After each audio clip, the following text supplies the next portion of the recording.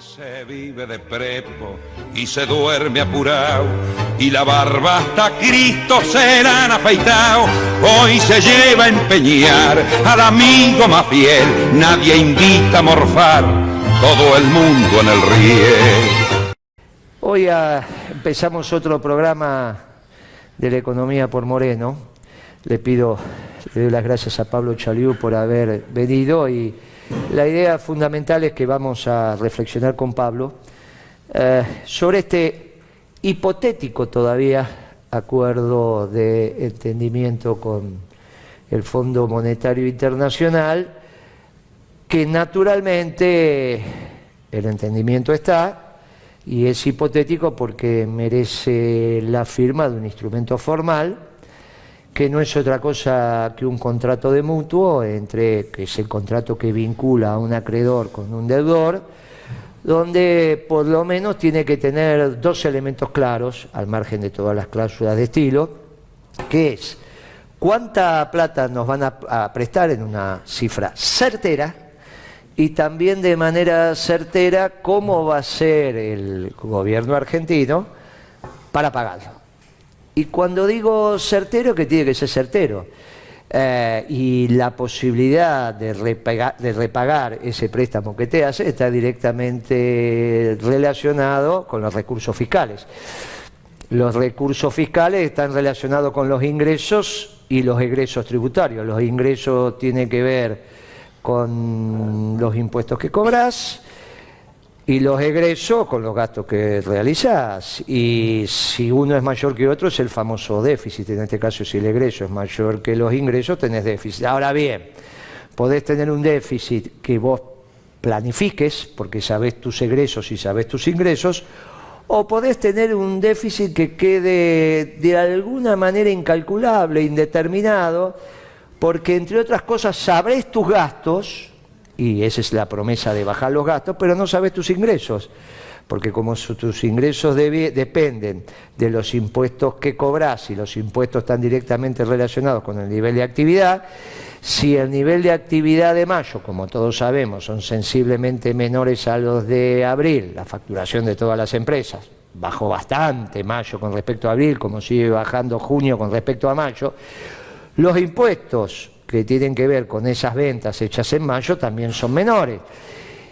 Y si tus ingresos van a la baja, por más que tus gastos en el futuro los puedas bajar, si es que podés, hoy te están bajando tus ingresos y no sabes cuál es el déficit que vas a tener. Y entonces, ¿cómo es la promesa de pago que le haces al Fondo Monetario y que va a quedar plasmada y técnicamente demostrado en el contrato de mutuo, que es lo que vincula al fondo con la Argentina?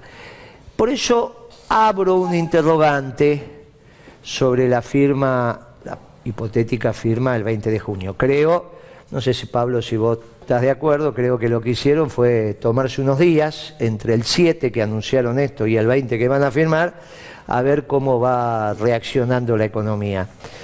¿Y cómo ves que va reaccionando la economía después de estos anuncios?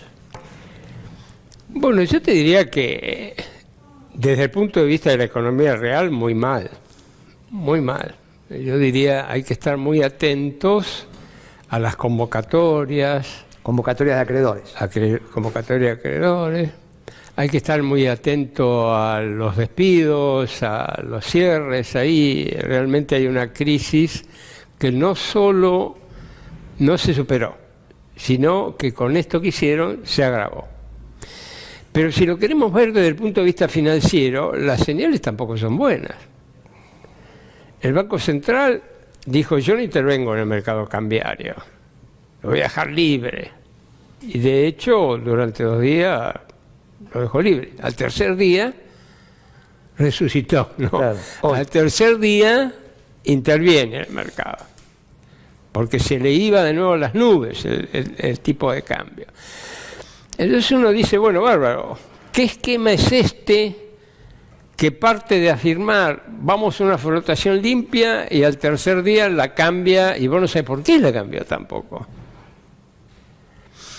Yo diría, para hacer un pequeño resumen, diría lo siguiente: mirá, con el acuerdo del fondo, la política del gobierno adquirió una mayor consistencia,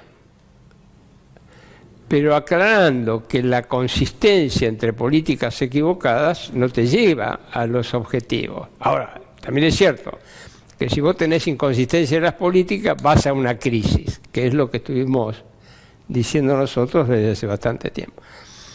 Adquiere una mayor consistencia, pero el programa, cuando vos ves los números, no le cierra. Una de las cosas que vos dijiste es esta. ¿Cómo va a cerrar un programa que quiere hacer un ahorro fiscal con la recesión tremenda que están provocando el mismo programa? Pero además hay otra gran inconsistencia, y volvemos al mundo de las LEVAC. ¿Qué dice? Permitime un minuto. No, tranquilo. ¿Qué dice el programa con respecto a las LEVAC? El programa dice lo siguiente. Bueno, la tesorería se compromete a emitir unos bonos exclusivamente deuda, y enseguida vamos a ver que eso no es neutro, exclusivamente ¿para qué? Para recaudar dinero, levantar la deuda que tiene con el Banco Central en intransferibles y adelantos transitorios. El Banco Central toma ese dinero y recompra la LEVAC. Obviamente que las LEVAC después van a ir a comprar dólares. Muy bien. Pero ¿dónde está el timing de eso?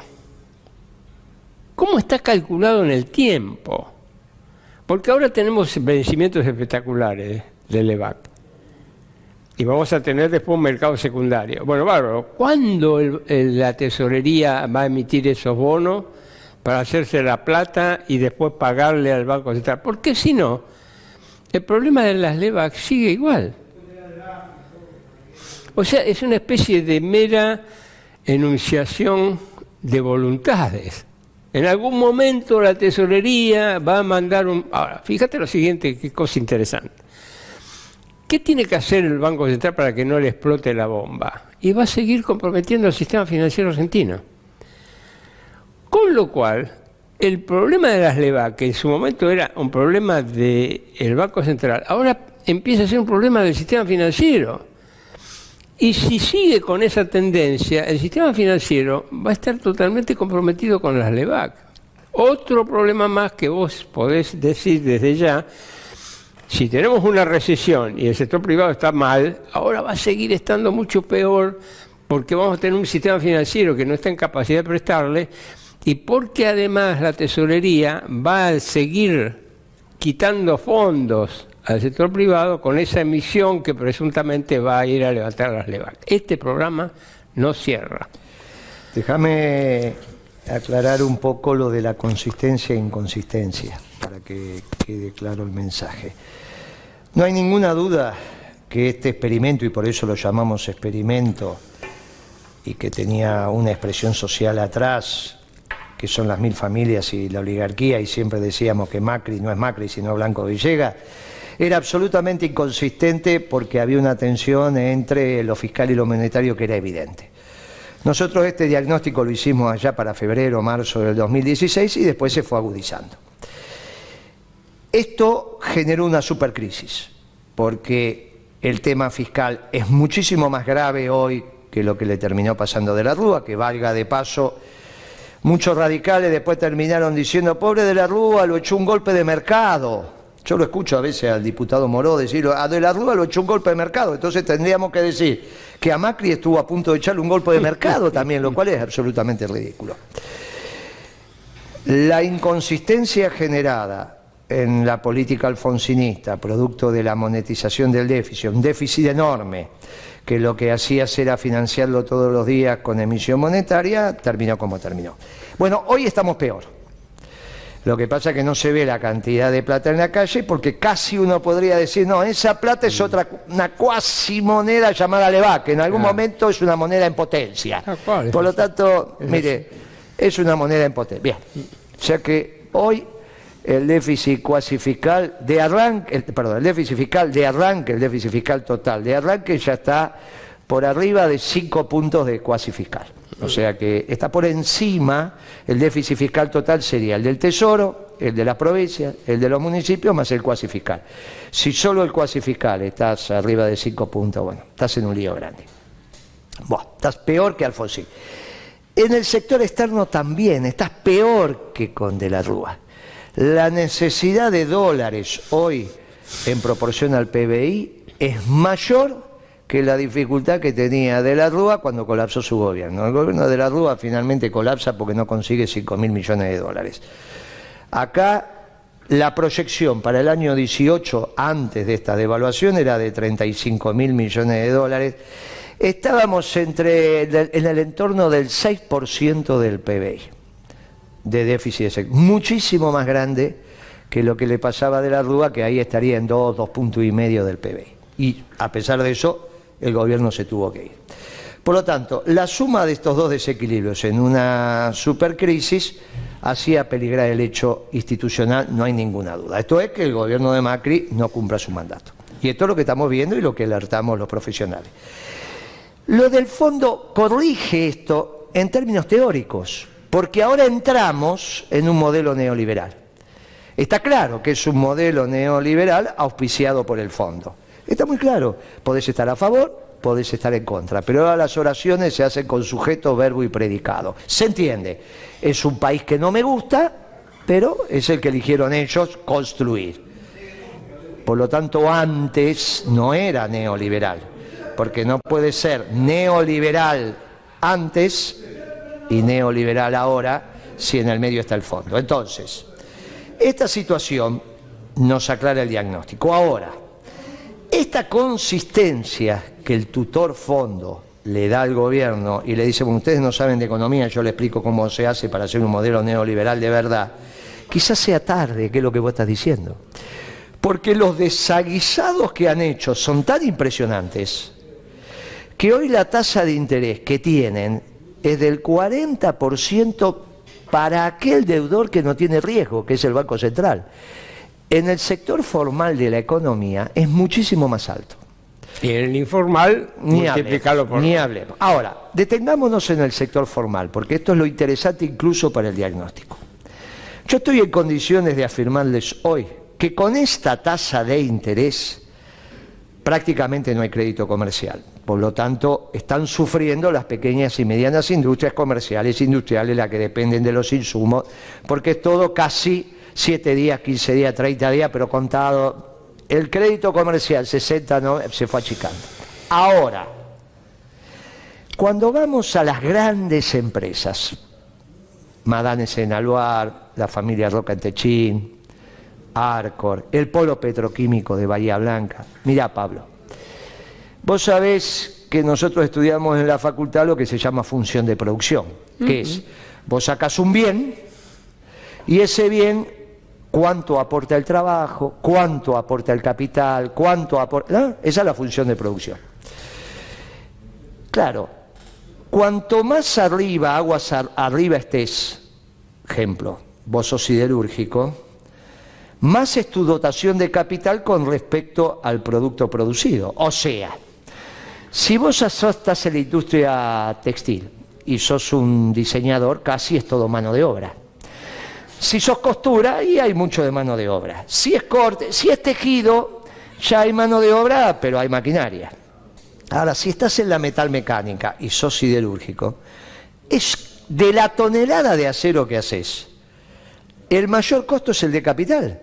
Esos tremendos altos hornos. ¿Está claro? Está clarísimo. ¿Cuánto hay de mano de obra en una tonelada de acero? Ahí el costo de la mano de obra en una tonelada de acero es prácticamente... Ahora, del capital no.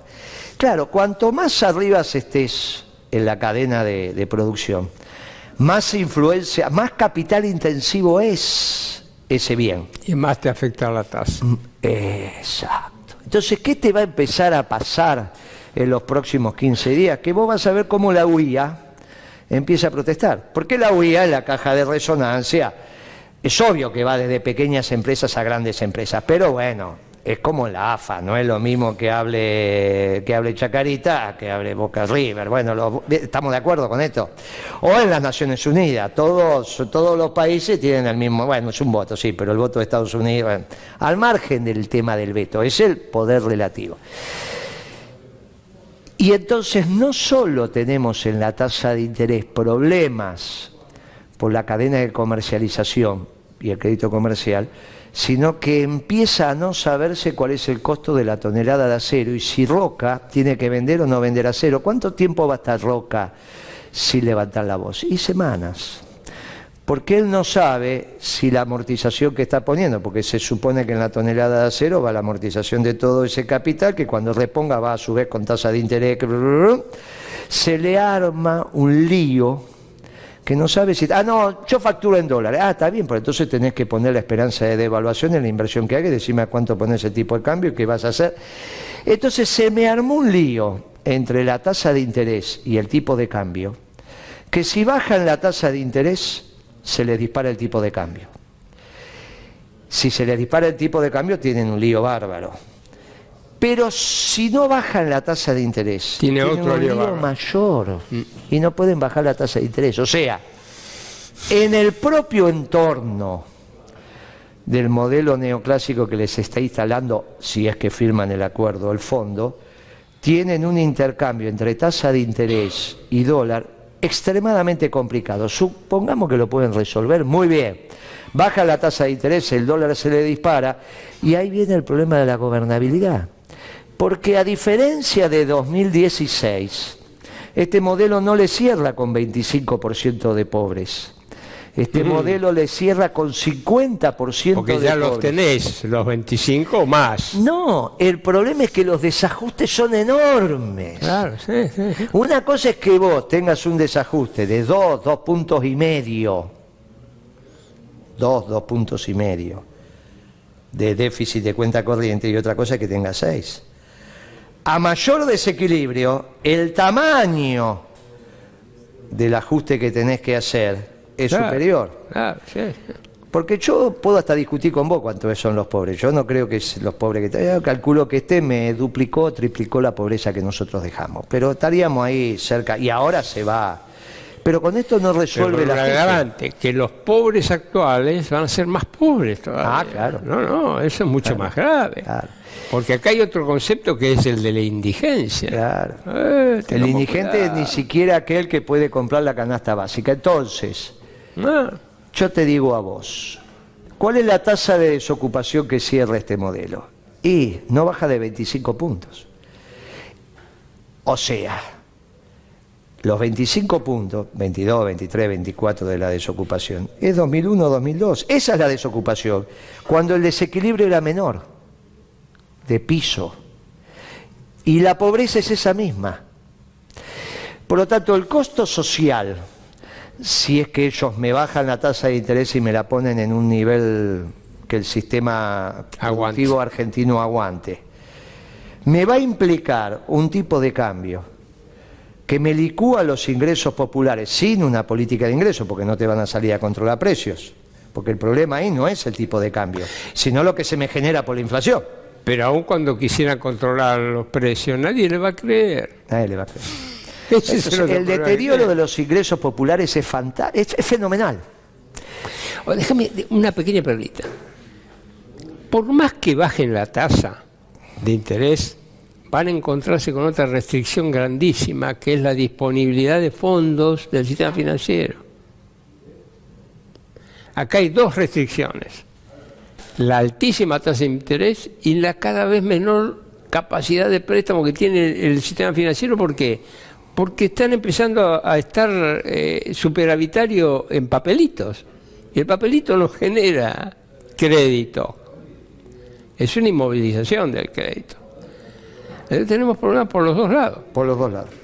Ellos en realidad, después de ese famoso supermartes, lo único que hicieron fue trasladarme la crisis al sistema financiero, que por ahora nosotros definíamos esto que era una supercrisis en la economía real, y con eso alcanza, porque me ponen a la patria en un tránsito de disolución, porque en esto obviamente somos un pueblo urbano, el 95% de la población se abastece en el mercado, y si no hay mercado abastecido de bienes y servicios, ¿cómo sobrevivimos? Bien.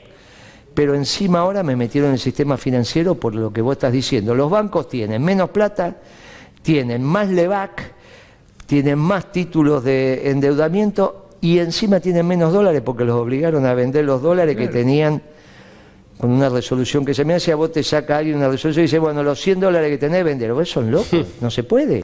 Bueno, eso lo hicieron a los bancos para generar una sobreoferta y ver si con eso ¿Pero podían cuánto le duró? No le duró nada, ni siquiera. Yo creo que no le duró lo del Banco Nación. ¿Hasta cuándo va a vender el Banco Nación? Estuvo vendiendo y después alguien le habrá dicho, paren la mano, muchacha.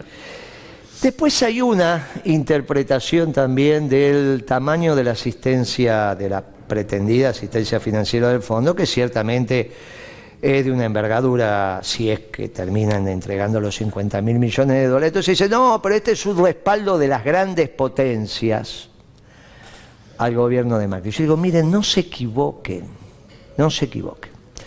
Nosotros dos participamos como oyentes, porque estábamos en una reunión de economistas ese domingo que asumió Rodríguez A. Y su personal, su jefe de gabinete, que lamentablemente falleció hace poco, el diputado Luschinho. Claro. Luschinho falleció hace poco. Hoy incluso le vamos a grabar un video de homenaje y de reconocimiento. Y bueno, su gente de confianza económica nos vino a explicar cuáles eran las primeras decisiones y naturalmente lo del default, que ya había anunciado el presidente que había sido electo por la Asamblea, en este caso Adolfo Rodríguez.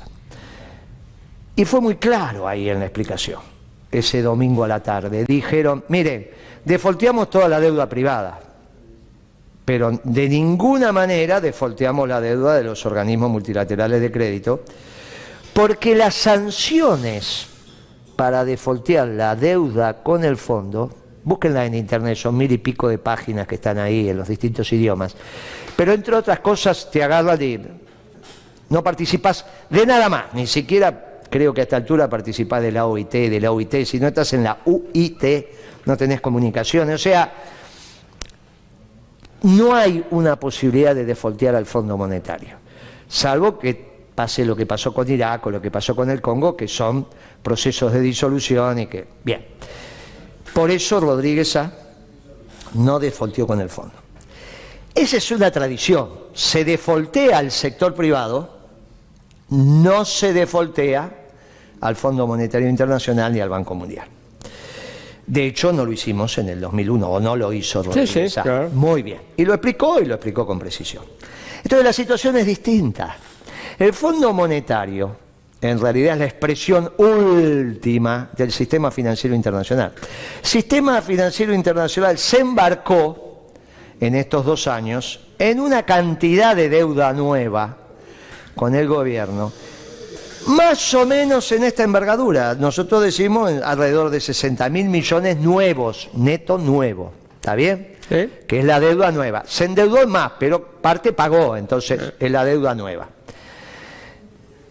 En el entorno de los 60. Entonces lo que dijo el sistema financiero internacional es al revés. Mirá, fondo, a mí estos tipos me pueden defaultear y yo no tengo capacidad sancionatoria, salvo los juicios, eso que dure y después va. Pero a vos no te van a defaultear. Entonces hagamos una cosa, poné la plata, te autorizamos, arreglamos con nuestros gobiernos que están en el borde del fondo, porque con vos es más difícil que defaultean. Cambian el prestamista del privado internacional, sistema financiero, al Fondo Monetario, donde es más difícil defaultear. Y con otra condición que hay que estudiar, por eso hay que esperar lo del 20 de junio, que va a ser muy interesante la lectura de ese documento. Porque claro, quizás la plata, ¿viste que dice que va al Tesoro? Pero ¿qué te parece a vos si va al Tesoro argentino, pero a la cuenta que el Tesoro tiene en el Banco Nación sucursal Nueva York? Y solamente puede ser utilizada para pagar los servicios de los bonos que vencen, o sea, los intereses o el principal de esos bonos. Y eso sí tiene que estar en el documento, ¿eh? Porque si bien va a ser plata del Tesoro depositada y que por lo tanto va a engrosar la reserva, todo lo que uno quiere, en realidad hay una restricción de utilización. Si esta hipótesis que nosotros estamos manifestando acá es así y se cumple, esa plata va a estar depositada en la sucursal Nueva York del Banco Nación, en la cuenta del Tesoro, que es de donde se dispara a las cajas de valores del mundo cuando vos pagás los bonos. sea la caja en Basilea, sea en Europa o sea la caja en Nueva York, que son las dos cajas de valores donde están depositados los títulos, o bueno, escriturales, y vos decís, y ahí está la nominación de aquí, vos sacás la plata, se la mandás a la caja, al banco vinculado a esa caja, y ese es el que paga. Te damos la plata, pero para esto. Y alguito más.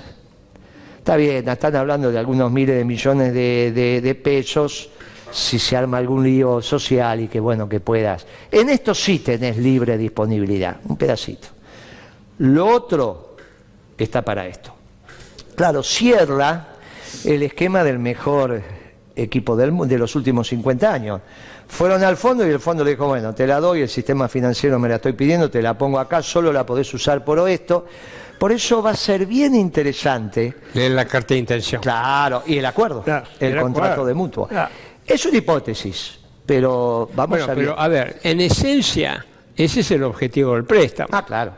Ahora, ¿cuál es el mecanismo para asegurar que efectivamente el dinero pase a eso? No sé cuál será, es muy inteligente lo que decís vos, puede ser eso.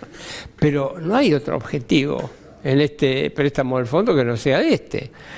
No hay ningún otro objetivo, y yo insisto, ya lo vamos a saber en los próximos programas, no den por firmado lo que no está por firmado, porque para algo se tomaron 13 días, entre el 7 que anunciaron y el 20 que firman, para ver cómo cabalgan los caballos.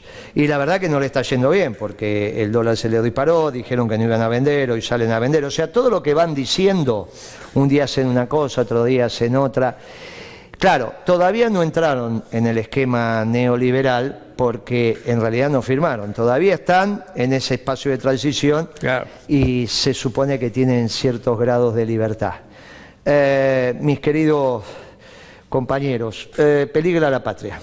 Peligra la patria porque si no hay abastecimiento en el mercado estamos muy complicados. Y puede no haber abastecimiento porque se cortó el crédito comercial, que es el crédito más importante del mercado, a estas tasas de interés, y también porque los productores de insumos difundidos, que es donde se origina la producción, sea acero, sea aluminio, sea la petroquímica, etcétera, etcétera, con esta tasa de interés se les hace inviable producir. Y no pueden bajar la tasa de interés porque se le dispara el dólar. Bueno, están en un lío muy grande. Estos oligarcas están en problemas. Pablo, nos vamos despidiendo. Tu último comentario. Bueno, estuvimos en Guatemala. Bueno, fuerza. Por lo menos que se sepa que hay gente que tiene clara la situación y las soluciones. Cuando vos tenés claro el diagnóstico, las soluciones devienen de ese diagnóstico, que es lo que vos siempre decís. Por eso cuando te preguntan, Pablo, ¿y usted cómo solucionaría esto? Le explico el diagnóstico. Porque teniendo claro el diagnóstico, alumbran las soluciones. Y las soluciones entre Pablo y yo, sí, entre Pablo y yo las tenemos. Nos vemos en el próximo programa y gracias por todo. Gracias, Pablo, por venir. No, gracias a vos. Se vive de prepo y se duerme apurado, y la barba hasta Cristo se la han afeitado. Hoy se lleva a empeñar al amigo más fiel, nadie invita a morfar, todo el mundo en el riel.